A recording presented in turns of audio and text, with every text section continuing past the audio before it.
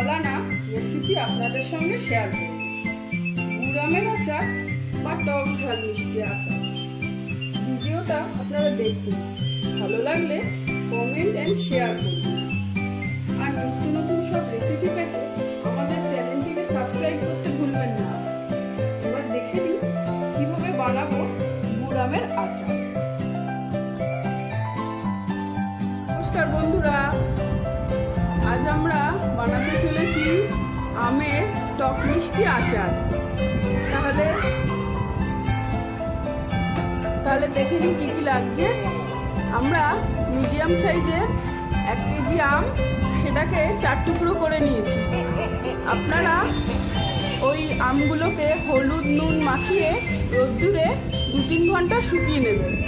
এছাড়া লাগছে 1 কেজি গুড়, বিট নুন, এমনি নুন, আর ভাজা মশলায় লাগছে হচ্ছে মৌরি, ধনে, শুকনো লঙ্কা, গোটা জিরে। এগুলো শুকনো খোলায় ভেজে গুঁড়িয়ে নেবেন। আর ফোড়নে দেব 5 ফোড়ন।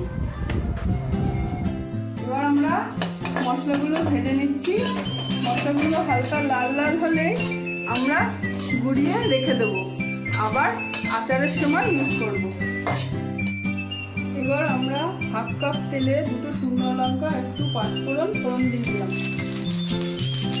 1 কাপ তেলে 2টো শুকনো লঙ্কা আর 5 ফোড়ন দিলাম। এবার আমগুলো সব দিয়ে দেবো, দিয়ে 5 মিনিট নাড়াচাড়া করবো।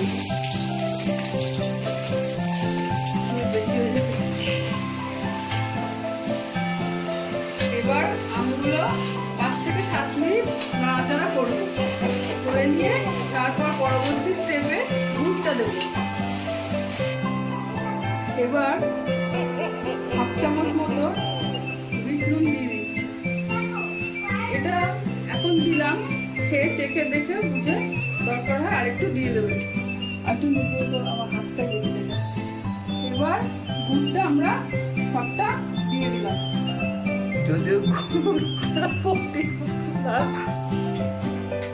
গুড় সব দেওয়া হয়ে গেছে, যদিও এটি একটু পটির মতো দেখতে।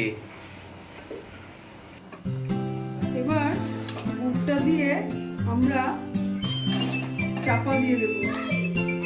মিনিট 15-20 পরে দেখবো আমটা সেদ্ধ হয়েছে।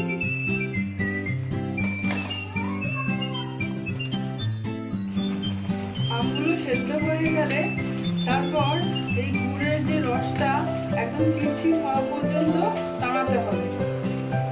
এবং যারা যেরকম যত চিট খেতে চাইবে, মানে যত পাক বেশি দেবে, তাদের তত দিন পর্যন্ত থাকবে। এবং এটি প্রায় আধ ঘন্টা ধরে, মানে আধ ঘন্টা তো সেদ্ধ হতেই সময় লেগে গেল, এবং আরও এখনও নাড়তে হবে। এবার নাড়তেই হবে। এবার দুধটা ঠিক হয়ে এসেছে। আমরা এবার ভাজা মশলাটা অল্প অল্প করে মিশিয়ে দিচ্ছি।